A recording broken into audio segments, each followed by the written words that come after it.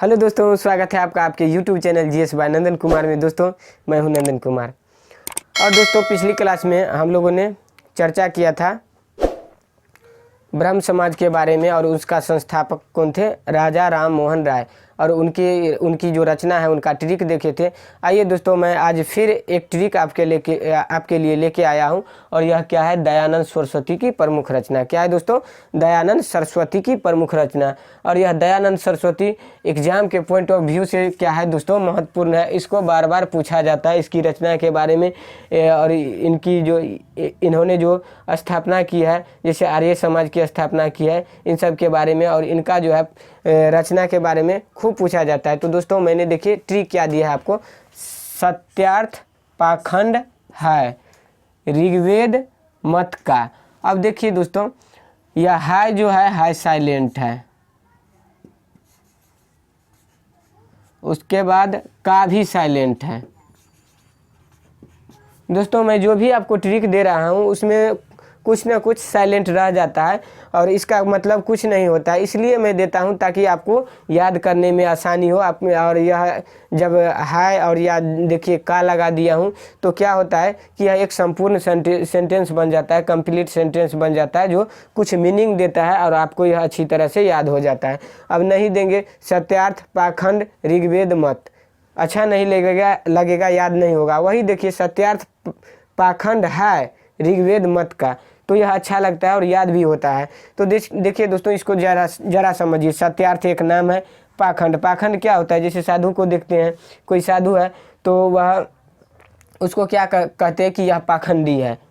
क्या कहता है कि यह पाखंडी है, सही साधु नहीं है, पाखंडी है। तो इसी से रिलेट मैंने क्या कर दिया इसको, सत्यार्थ पाखंड है ऋग्वेद मत का। ऋग्वेद तो जानबे करते हैं कि वेद है, वेद 4 होता है, उसमें एक सबसे पुराना जो है वेद कौन है, ऋग्वेद है। तो दोस्तों आइए अब हम इसे निकालते हैं। क्या है सत्यार्थ से क्या है दोस्तों, सत्यार्थ प्रकाश।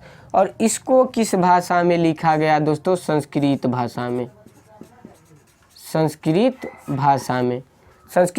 में इसको लिखा गया, किसके द्वारा, दयानंद सरस्वती के द्वारा। अब देखिए सत्यार्थ से सत्यार्थ प्रकाश, पाखंड से पाखंड खंडन। क्या दोस्तों, पाखंड खंडन। उसके बाद ऋग्वेद से ऋग्वेद मत। उसके बाद मत से दोस्तों देखिए यहाँ मत है, मत से क्या है, अद्वैत मत खंडन। क्या, अद्वैत मत खंडन, यानी मत से रिलेट करिएगा आप, यहाँ मत है तो अद्वैत मत खंडन। अब देखिए सत्यार्थ से सत्यार्थ प्रकाश, पाखंड से पाखंड खंडन, ऋग्वेद से ऋग्वेद मत, मत से अद्वैत मत। तो दोस्तों यह इम्पोर्टेंट रचना है जिसमें ये जो है बार बार पूछा जाता है एग्जाम में, तो आप याद कर लीजिएगा। इस चारों रचना को यह भी पूछा जाता है, यह दोनों इम्पोर्टेंट है, खूब पूछता है। तो आप इस ट्रिक को याद कर लीजिएगा तो आपको चारों याद हो जाएगा। आइए अब दयानंद सरस्वती के बारे में देखते हैं। जैसा कि मैंने और जो पिछला मेरा वीडियो है जिस तरह से मैं डिटेल करता हूँ, इसको भी थोड़ा कर देता हूँ, जो सब यहाँ से इम्पोर्टेंट क्वेश्चन सब VVI सब बनता है। देखिए दोस्तों, दयानंद सरस्वती,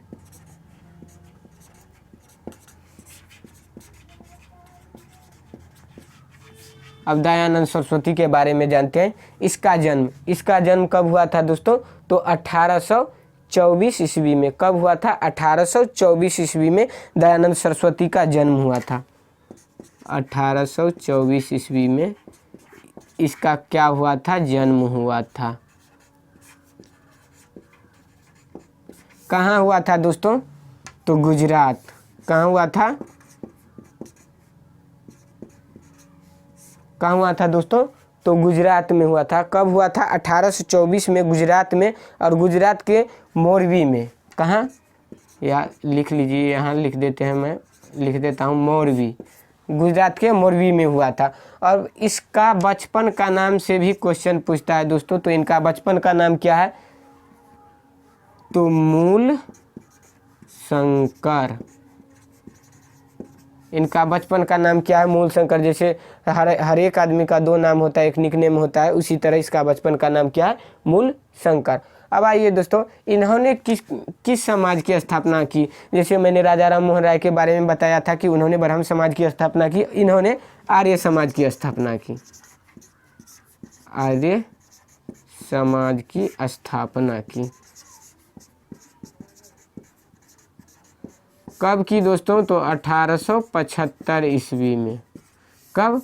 1875 ईस्वी में इन्होंने आर्य समाज की स्थापना की। उसके बाद देखिए दोस्तों, इन्होंने क्या किया कि 1875 में आर्य समाज की स्थापना की, लेकिन उसके 2 साल बाद 1877 ईस्वी में, कब दोस्तों?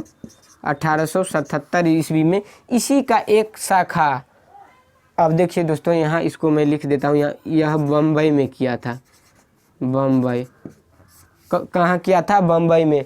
अभी जो है यह 1875 में बम्बई कहलाता था, और क्या कहते हैं, अब क्या कहलाने लगा है? मुंबई। इसका नाम चेंज हो गया मुंबई, लेकिन पहले क्या था? बम्बई। तो मैं इसलिए बम्बई लिखा हूँ, एग्जाम में भी आपको बम्बई ही पूछेगा। तो आर्य समाज की स्थापना इन्होंने 1875 ईस्वी में कहाँ किया था? बम्बई में किया था। और जस्ट उसके 2 साल बाद इसी की एक शाखा यानी आर्य समाज की एक और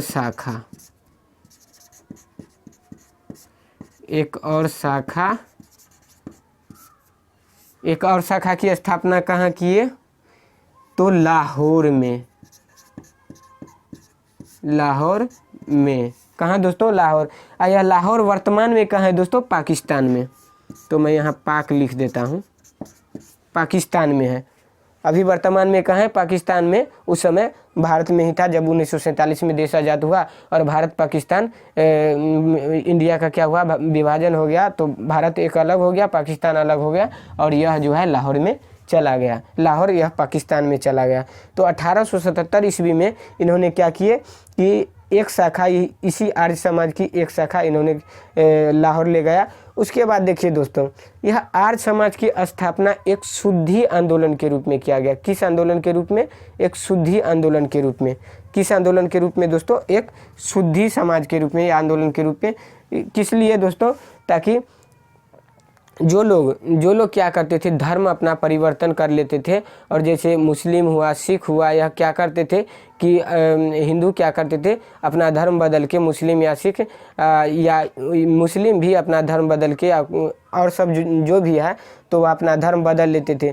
तो इन्होंने क्या किया? इस आर्य समाज की स्थापना किया, और इसकी मदद से क्या किए कि वह लाखों लोगों को क्या किए कि जो धर्म परिवर्तन करते थे उन पर रोक लगाए और उनको सुधारने का प्रयास किए। इसलिए यह समाज की स्थापना जो है शुद्धि समाज के रूप में या शुद्धि आंदोलन के रूप में किया गया था।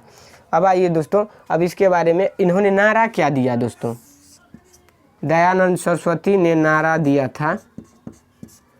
नारा क्या दिया था दोस्तों? भारत, पहला नारा लिखते हैं दोस्तों, वेदों की ओर लौटो। क्या? वेदों की ओर लौटो। और एक और नारा दिया दोस्तों, भारत भारतीयों के लिए। क्या? भारत भारतीयों के लिए। भारत भारतीयों के लिए। क्या दिए? भारत भारतीयों के लिए। इन्होंने क्या दिए? भारत भारतीयों के लिए। और दयानंद सरस्वती ने ही एक और क्या किए? गोरक्षणी। क्या दोस्तों? गोरक्षणी सभा की स्थापना किए। गोरक्षणी सभा की स्थापना किए। यह दोस्तों गोरक्षणी सभा की स्थापना जनरली क्या किए थे कि गौरक्षा के लिए किया गया था इनके द्वारा। और उसके बाद देखिए दोस्तों, विधवा क्या हुआ? विधवा पुनर्विवाह। उसके बाद क्या किए? महिलाओं की शिक्षा को लेकर के इन्होंने इस पर कुछ ज़्यादा बल दिया। क्या दिया दोस्तों? विधवा विवाह एवं महिलाओं शिक्षा का क्या किया? समर्थन किया। तो यह भी लिख लीजिए, याद रखिएगा, विधवा विवाह और महिला शिक्षा। क्या दोस्तों? विधवा विवाह और महिला शिक्षा का क्या किए? समर्थन। विधवा विवाह और महिला शिक्षा का क्या किए, समर्थन किए। उसके बाद देखिए दोस्तों, इसको वेलेंटाइन सिरोल, कौन, वेलेंटाइन सिरोल ने इनको क्या कहा, अशांति का जनक कहा। क्या कहा, वेलेंटाइन सिरोल ने इनको अशांति का जनक कहा। इनको और बाल गंगाधर तिलक दोनों को अशांति का जनक कहा था। किसने, वेलेंटाइन सिरोल ने इसको क्या कहा, अशांति का जनक, अशांति का जनक कहा। किसको, दयानंद सरस्वती को दोस्तों इस वेलेंटाइन सिरोल ने अशांति का जनक कहा। और इसके साथ साथ एक और को कहा गया, बाल गंगाधर तिलक।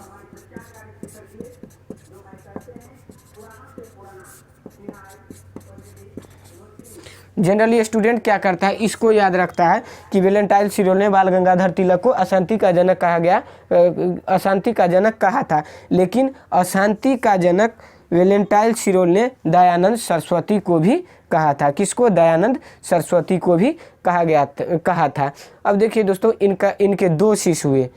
एक और क्वेश्चन यहाँ से मैं आपको दयानंद सरस्वती से बता देता हूँ कि इनका गुरु कौन थे, स्वामी सहजानंद। स्वामी सहजानंद, इनके गुरु कौन थे, स्वामी सहजानंद। इनके गुरु स्वामी सहजानंद। और इनके दो शिष्य थे, इनके प्रिय शिष्य थे लाला हंसराज। क्या, लाला हंसराज। तो दयानंद सरस्वती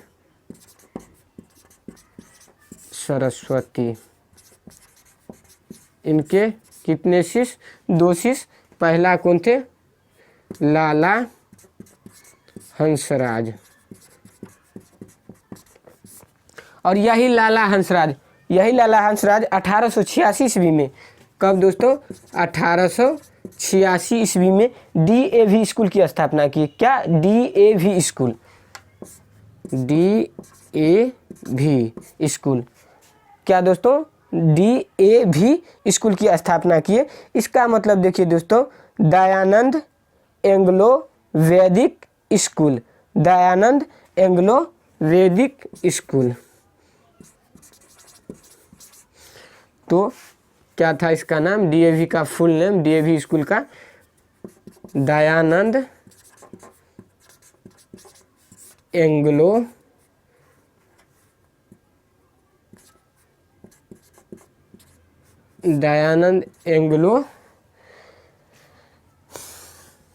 वैदिक स्कूल। तो 1886 ईस्वी में इन्होंने DAV स्कूल, दयानंद एंग्लो वैदिक स्कूल की स्थापना की। और इनका एक और शिष्य हुए, कौन, स्वामी श्रद्धानंद। इसमें आपको दोस्तों कंफ्यूजन हो जाएगा, स्वामी सहजानंद और स्वामी श्रद्धानंद। तो स्वामी सहजानंद क्या है, सहजानंद यह क्या थे, दयानंद सरस्वती का गुरु थे। और स्वामी श्रद्धानंद कौन थे, दयानंद सरस्वती का शिष्य थे। इसको याद कर लीजिएगा। एक यह हुए और एक और हुए स्वामी श्रद्धानंद।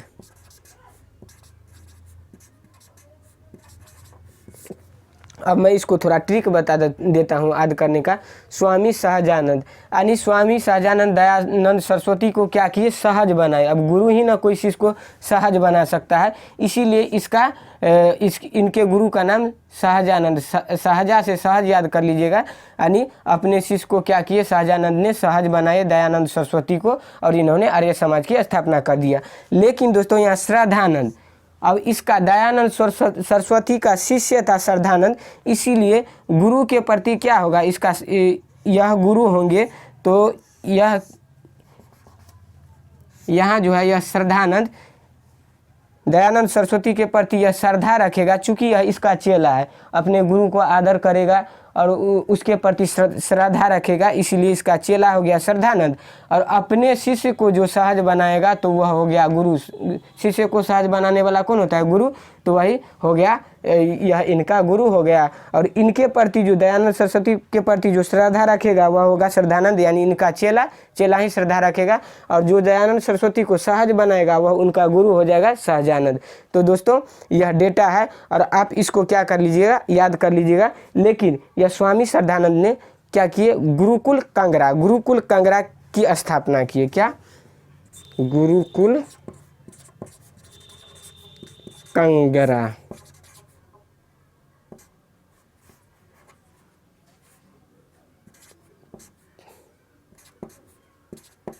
गुरुकुल कांगड़ा,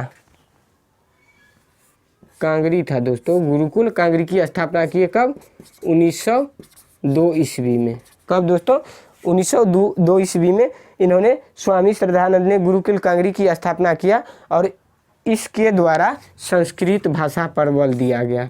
क्या, संस्कृत भाषा पर बल दिया गया। देखिए दोस्तों, मैं बिल्कुल ट्रिकी अप्रोच में आपको यह बता रहा हूं ताकि आपको यह डेटा अच्छी तरह से याद हो, और इसको मैंने क्या किया, ट्रिक से बता दिया। यह संस्कृत में जो सत्यार्थ प्रकाश लिखा गया, यह इन्होंने क्या किया, अपनी प्रचार प्रसार के लिए किया था। क्या किया था, अपनी प्रचार प्रसार के लिए इन्होंने यह किया था।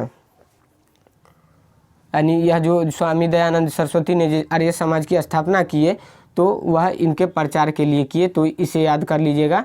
इस सत्यार्थ प्रकाश की रचना आपको पूछ देगा कि इन्होंने क्यों किए, तो अपनी प्रचार प्रसार करने के लिए पत्रिका के माध्यम से इन्होंने इसकी रचना किया। तो दोस्तों आइए, यह अब आपको यह डेटा मिल गया, आप इसको अच्छी तरह से याद कर लीजिएगा, और मैं कहता हूँ गारंटी के साथ इससे बाहर क्वेश्चन नहीं जाएगा। आप इतना पढ़ लीजिए, बिहार पुलिस हो, बिहार एसएससी हो, बिहार दरोगा हो या रेलवे हो, आपको कहीं भी इतना ही से आएगा क्वेश्चन। आप इसको पढ़ लीजिए। उसके बाद जब मैं हिस्ट्री टॉपिक आपको पढ़ाऊँगा तो इसको और डिटेल में एनालाइज करूँगा। तो दोस्तों आप इसको 2-4 बार रट लीजिएगा ट्रिक को।